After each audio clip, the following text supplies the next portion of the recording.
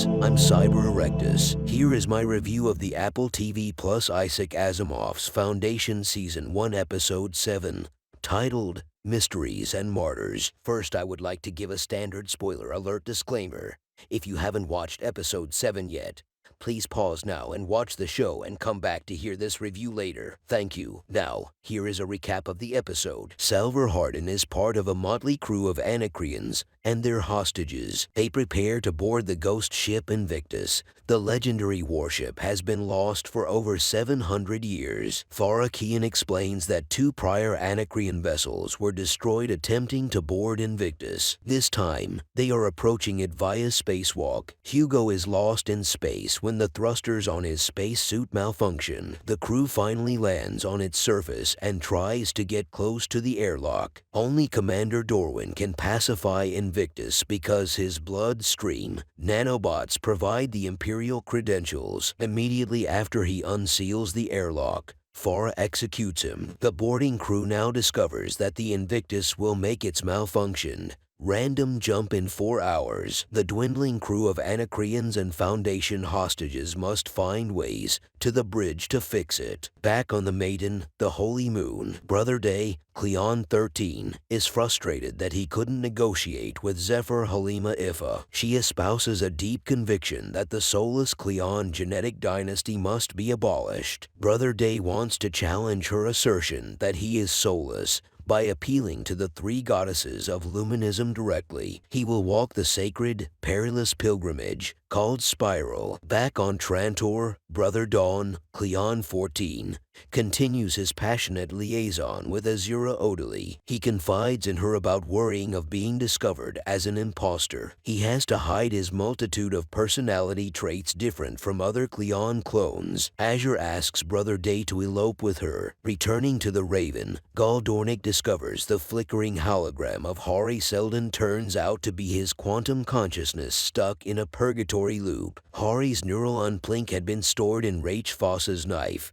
the murder weapon that killed Hari. When Gul fell out of the stasis pod with the knife, Hari's consciousness was uploaded to the Raven's computer. Hari reveals to Gul that he orchestrated his assisted suicide as murder in order to make himself a martyr. He blames Gul and Rach's romantic relationship for jeopardizing his plan for the Foundation. The original plan was for Rach to bring the knife to the Raven and Gul to lead the Foundation through its first Seldon crisis on Terminus, but he realized that Rach's love for Gul made them inseparable. Hari had to persuade Paige to murder him instead in order to keep them apart. Gul is anguished after learning about his deceitful manipulations. She accuses Hari Seldon of being egotistical and does not care for Rach nor her.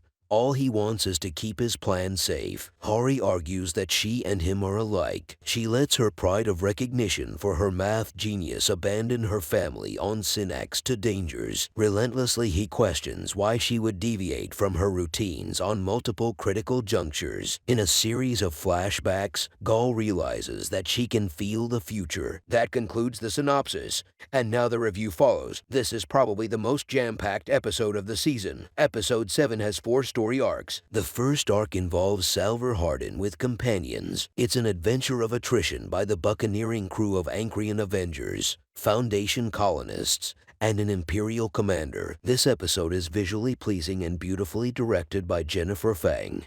I especially enjoy the vista of Invictus with surrounding asteroids. It's magnificent to behold when it is revealed in front of the boarding crew. The spacewalk scene is hilarious.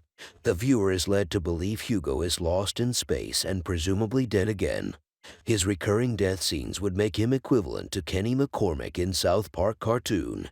I could imagine the audience collectively shout out, "They killed Hugo, you bastards!" Farah's bloodthirsty treatment of her hostages, demonstrated by her irrational execution of Commander Dorwin, eventually leads to the rebellion by Foundation colonists.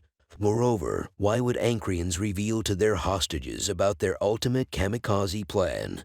It certainly won't inspire confidence and further cooperations. The second story arc involves Brother Day, Cleon 13. He feels so impotent with Zephyr Halima's blatant rejection of his typical political quid pro quo. Later he lashes out his frustration on Demerzel. He also threatens her with exposing her true nature to the public. From this conversation, we can logically assume that people think Demerzel is like Cleon, a clone not a robot. Brother Day attempts to demonstrate his soulfulness to Luminists with his pledge to walk the dangerous spiral pilgrimage. This could only lead to troubles, as we've already seen in the foreshadowing scene of another clone of Brother Day in the stasis chamber as a backup. The third story arc involves Brother Dawn, Cleon 14. The budding romance between him and Azura leads him to share even more secrets. He is a bit tempted by Azura's proposal asking him to escape the palace and disappear with a new identity via facial and bloodstream nanobot reconfigurations. One of my favorite scenes is that of Azura describing the scar to Brother Dawn.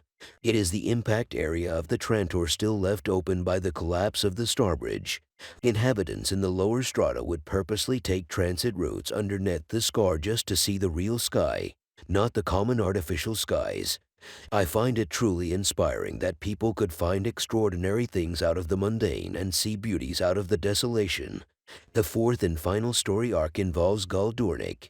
This interaction between a lone crew with a hologram of artificial consciousness really reminds me of the BBC TV series, Red Dwarf. Coincidentally, as I recalled, Hari Seldon's homeworld, Helican, in the Arcturus sector, originally also orbits a red dwarf star. Personally, I enjoy the Raven revelation scenes. For instance, I appreciate director Jennifer Fang's skillful usage of the red ambient lighting to convey the emotional turmoil in Gaul. At Hari's nudging, Gaul finally realizes what the audience has long suspected. She has the precognition psychic ability which lets her feel the future. Could this ability be related to Salvor's coin prediction accuracy? Earlier in Episode 2, Gaul had her zygote removed and stored on board the Deliverance.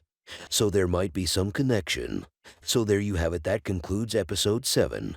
Thank you so much for watching and listening to this review. I'm eagerly awaiting for the next episode. Till next time, goodbye. You've lived every moment of your life with people watching you. The scar's different. You can lose yourself in it. For Empire, the scar represents a failure. For the rest of Trantor, it represents an opportunity.